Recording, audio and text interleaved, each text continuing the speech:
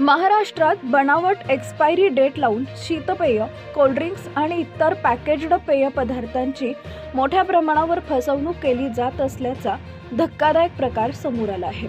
सध्या सोशल मीडियावर व्हायरल झालेल्या एका व्हिडिओमुळे या प्रकरणाने पुन्हा एकदा गंभीर वळण घेतलं। या व्हिडिओमध्ये एका डब्यावरील मूळ MFG आणि एक्सपायरी तारीख एका लिक्विडने पुसून काढली जाताना दिसते आहे आणि त्यानंतर त्यावर आणखी तारीख स्टॅम्पने छापली जाते। हा नेमका प्रकार कसा घडतो आणि यामागील रॅकेट किती मोठा आहे याचा शोध घेताना अनेक धक्कादायक तथ्य समोर येत आहेत। मिळालेल्या माहितीनुसार काही व्यापारी व घाऊक विक्रेते जुन्या आणि एक्सपायरी जवळ आलेल्या शीतपेयांच्या स्टॉकवर विशेष केमिकल छापून छापलेली सहज तारीख पुसून टाकतात। त्यानंतर त्यावर नवीन उत्पादन तारीख, मॅन्युफॅक्चरिंग आणि एक्सपायरी टाकली जाते। अशा रिपॅकेजिंगमुळे ग्राहकांना वस्तू ताजी असल्याचा भ्रम निर्माण होतो।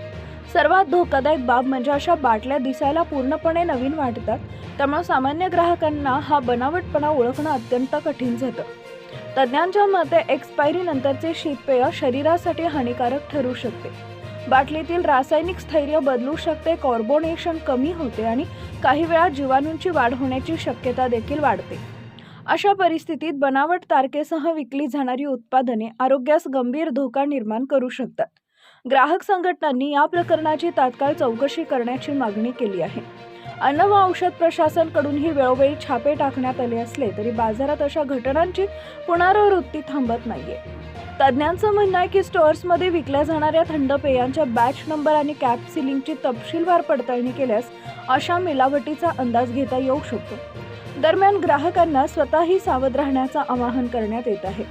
उत्पादनाची तारीख विसंगत भासल्यास किंवा बाटलीवर खोडसाळपणे छेडछाड झाल्याचा संशय आल्यास त्वरित FDA किंवा ग्राहक संरक्षण विभागाला कळवावं असं आवाहन करण्यात आलं आहे।